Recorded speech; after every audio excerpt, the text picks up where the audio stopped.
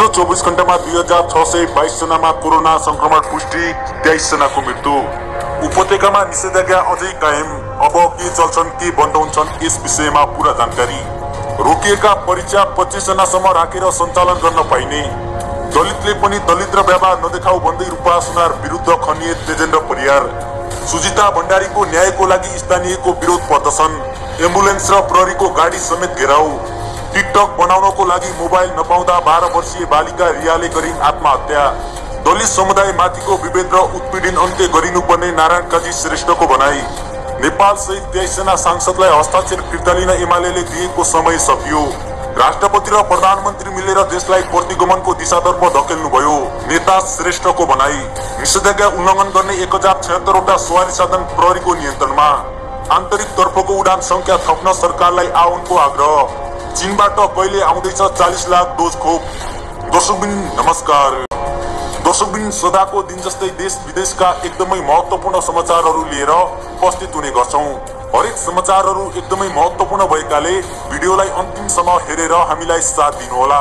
र अहिले तपाईँ कुन देशबाट कुन जिल्लाबाट प्रत्यक्ष रूपमा हामीलाई हेरिरहनु भएको छ तलको कमेन्ट बक्समा गएर कमेन्ट गर्नुहोला। दर्शकबिन समाचारको सुरुमा कोरोनाको पछिल्लो प्रसङ्ग। पछिल्लो 24 घण्टामा थप 2622 जनामा कोरोना संक्रमण पुष्टि भएको छ। स्वास्थ्य तथा जनसङ्ख्या मन्त्रालयका अनुसार पीसीआर विधिबाट 7449 र एन्टिजेन विधिबाट 4028 जनाको परीक्षण गर्दा 2622 जनामा संक्रमण पुष्टि भएको हो। यस्तै पछिल्लो 24 घण्टामा 2011 जना कोरोना संक्रमण मुक्त भएका छन्। यो सँगै देशभर कोरोना संक्रमित हुनेको कुल संख्या 6,46,367 रहेको छ।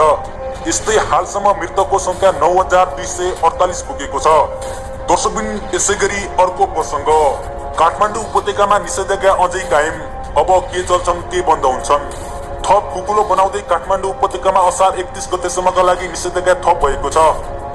उपत्यकामा यातायातमा लागू गरिएको जोरबिजोड प्रणाली हटाउँदै सबै प्रकारका सवारी साधन सञ्चालन गर्न पाइने गरी आदेश थप गरिएको काठमाडौँका प्रमुख जिल्ला अधिकारी कालीप्रसाद पराजुलीले जानकारी दिएका छन्। उनका अनुसार यसरी सवारी साधन चलाउँदा सिट क्षमताभन्दा बढी यात्रु भने राख्न पाइने छैन। यातायात सञ्चालनमा स्वास्थ्यका सबै मापदण्डहरू पालना गर्नुपर्ने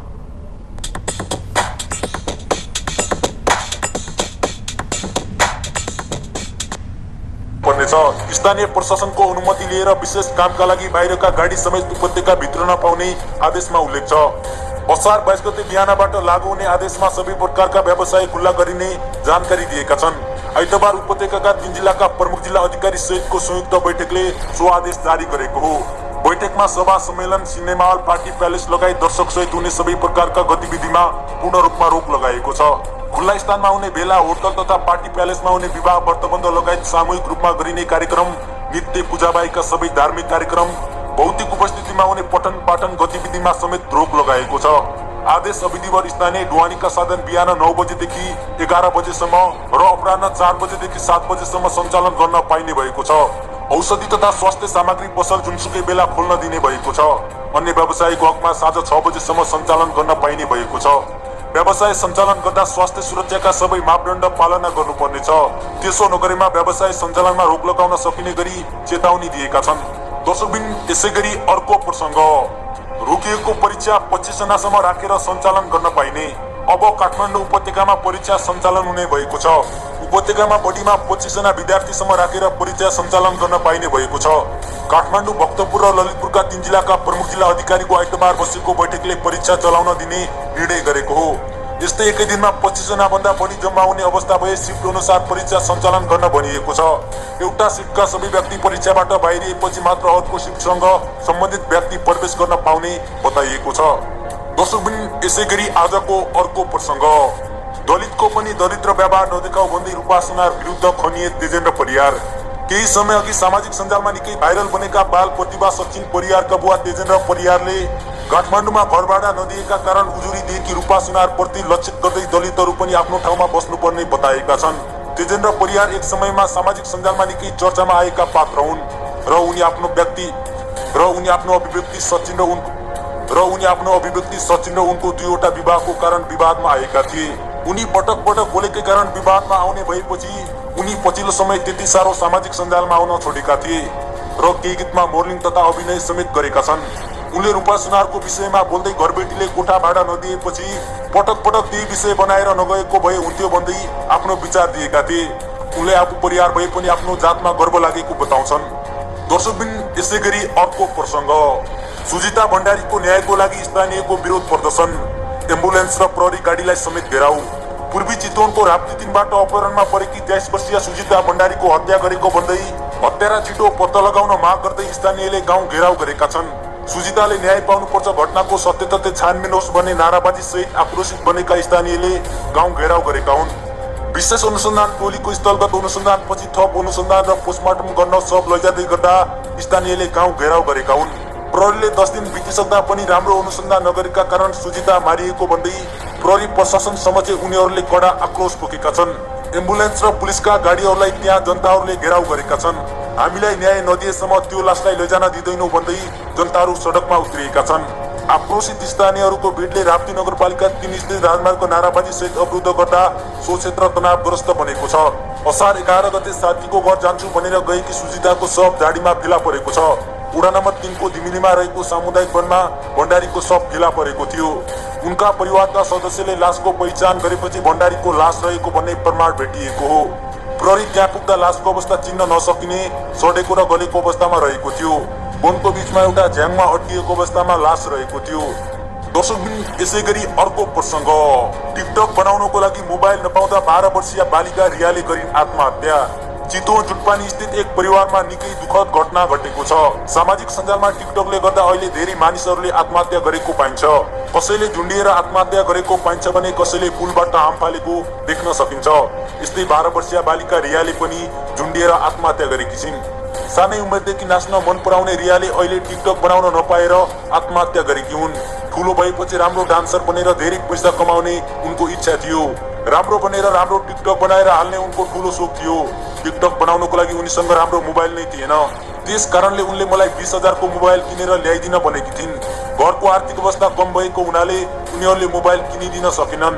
नसक्दा रियाले मलाई मोबाइल किनेर दिने भए दिनु, होइन भने म 15 गते झुन्डिएर मरिदिन्छु भनेकी थिइन् र उनले 17 गते आफ्नो प्राण त्याग गरिन्। दर्शकबिन यसै गरी अर्को प्रसंग, दलित समुदाय माथिको विभेद र उत्पीडन अन्त्य गरिनुपर्ने नारायण काजी श्रेष्ठको भनाई। राष्ट्रिय सभाका सांसद नारायण काजी श्रेष्ठले दलित समुदाय माथिको विभेद र उत्पीडन अन्त्य गरिनुपर्ने बताएका छन्। सोमबार बसेको राष्ट्रिय सभामा बोल्दै माओवादी नेता प्रकाशले सञ्चारकर्मी रूपा सुनारले जातकै कारण कोठा नपाएको विषयले चर्चा पाइरहेका बेला दलित समुदाय माथिको विभेद र उत्पीडन अन्त्य गरिनुपर्नेमा जोड दिएका छन्। दलित समुदाय माथिको विभेद र उत्पीडन अन्त्य गर्नुपर्छ। सामाजिक एकताका नाममा विभेद र उत्पीडन जायज छ भन्ने काम गर्नुहुन्न र त्यस अन्तर्गत रहेर सामाजिक एकतालाई सुदृढ गर्नुपर्ने नेताले बताएका छन्। सञ्चारकर्मी रूपा सुनारले असार 1 गते काठमाडौँको बबर महलमा कोठाबाडामा बस्ने कुरा गर्दा घरबेटी सरस्वती प्रधानले दलित भन्दै कोठाबाडा दिन नमानेपछि उनले प्रहरीमा उजुरी दिएकी थिइन्। त्यसपछि पक्राउ परेकी प्रधानलाई अनुसन्धानकै क्रममा रहेका बेला तेस्रो दिन शिक्षा मन्त्री कृष्ण गोपाल श्रेष्ठ आफै प्रहरीमा गएर आरोपी प्रधानलाई हिरासतबाट मुक्त गराएका थिए।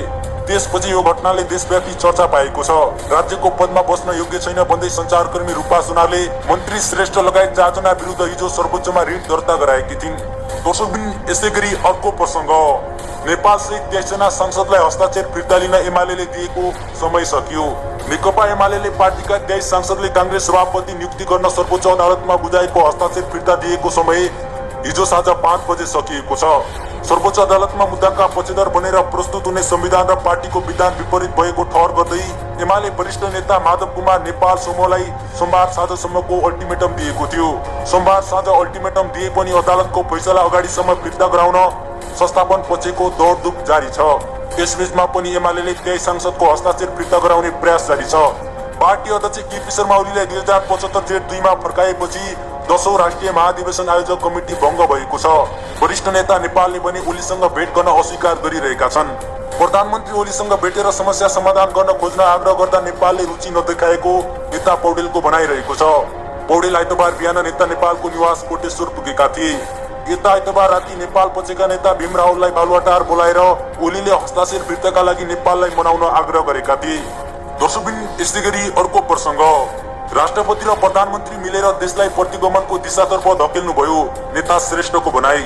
नेकपा माओवादी केन्द्रका नेता नारायण काजी श्रेष्ठले प्रधानमन्त्री केपी शर्मा ओलीले राष्ट्रपतिको सहयोगमा एकपछि अर्को प्रतिगामी कदम चालेको बताएका छन्। प्रधानमन्त्री ओलीले नेपालको आन्तरिक राजनीतिमा विदेशी हस्तक्षेप निम्त्याएको आरोप पनि श्रेष्ठले लगाएका छन्। विदेशीसँगको मिलोमहत्तमा प्रधानमन्त्रीले संविधानमाथि प्रहार गरेको श्रेष्ठको दाबी रहेको छ। दर्शकबिन यसैगरी अर्को प्रसंग, निषेधाज्ञा उल्लङ्घन गर्ने 1076 वटा सवारी साधन प्रहरीको नियन्त्रणमा। विभिन्न जिल्लामा लागू गरिएको निषेधाज्ञा कार्यान्वयनको सिलसिलामा पछिल्लो 24 घण्टामा निषेधाज्ञा उल्लङ्घन गर्ने 1076 वटा सवारी साधन प्रहरीले नियन्त्रणमा लिएको छ। तीमध्ये 635 वटा गाडी र 441 वटा मोटरसाइकल रहेका छन्। नियन्त्रणमा लिएका सवारी साधनलाई आवश्यक सोधपुछपछि छोड्ने गरेको छ। साथै नयाँ भेरिएन्ट सहितको कोभिड-19 संक्रमणको रोकथाम तथा जोखिम न्यूनीकरणका लागि नेपाल प्रहरीद्वारा सञ्चालित तपाईको मास्क कोही कार्यक्रम अन्तर्गत पछिल्लो 24 घण्टामा 128 जनालाई निशुल्क मास्क वितरण गरेको छ। कार्यक्रम अन्तर्गत हालसम्म 4,61,600 जनालाई निशुल्क मास्क वितरण गरेको छ। कोभिड-19 रोकथाम तथा नियन्त्रणका लागि स्थानीय प्रशासनद्वारा जारी गरिएको निषेधाज्ञा उल्लङ्घन गर्ने 33 जनालाई कोभिड-19 सङ्कट व्यवस्थापन अध्यादेश 2078 बमोजिम जम्मा 3,400 रुपैयाँ जरिवाना गरिएको छ। सो क्रममा 1,183 जनालाई रोकी सम्झाइ बुझाइ छाडिएको छ। दर्शकबिन यसैगरी अर्को प्रसंग, आन्तरिक तर्फको उडान संख्या थप्न सरकारलाई आह्वानको आग्रह। वायुसेवा कम्पनीको छाता संगठन वायुसेवा सञ्चालन संघले सरकारलाई आन्तरिक तर्फको उडान संख्या थप्न आग्रह गरेको छ। दोस्रो निषेधाज्ञापछि हवाई सेवा खुल्ला गरिरहँदा सरकारले क्षमताको 50% मात्रै उडान सञ्चालन गर्न दिएको छ। यसले सञ्चालन खर्च र भाडा दर बढेको संघले जनाएको छ। दर्शकबिन यसैगरी आजको अन्तिम प्रसंग, चीनबाट कहिले कहिले आउँदैछ 40 लाख डोज खोप। सरकारले 2 सप्ताहभित्र चीनबाट कोरोना भाइरस विरुद्धको 40 लाख खोप डोज ल्याउँदैछ। कोरोना विरुद्धको खोप भेरोसियल 40 लाख डोज 15 दिनभित्र ल्याइने भएको प्रधानमन्त्रीका परराष्ट्र मामिला सल्लाहकार राजन भट्टराईले जानकारी दिएका छन्। भट्टराईका अनुसार नेपाल वायुसेवा निगमको जहाजले चीनबाट 40 लाख खोप डोज नेपाल ल्याउँदैछ। सामाजिक सञ्जालमा ट्विट गर्दै उनले लेखेका छन्, 40 लाख भ्याक्सिन चीनबाट ल्याइने फ्लाइट शेड्युल नेपाल वायुसेवा निगमले सार्वजनिक गरेको छ। नेपाल वायुसेवा निगमको पहिलो खोप 8 जुलाईमा ल्याउने तयारी गरेको छ। त्यस्तै दोस्रो खोप त्यसको भोलिपल्ट 9 जुलाईमा हुनेछ। दर्शकबिन तपाईले सुन्नुभयो आजका प्रमुख समाचारहरू। दर्शकबिन तपाई के भन्न चाहनुहुन्छ यस भिडियोप्रति? तपाईका कुनै सल्लाह र सुझाव भए तलको कमेन्ट बक्समा लेखिदिनु होला। अर्को भिडियोमा पुनः पनि उपस्थित हुने बाचा गर्दै अहिलेलाई भने यस भिडियोबाट छुटिन चाहन्छु। तपाईको बाँकी पल शुभ रहोस्।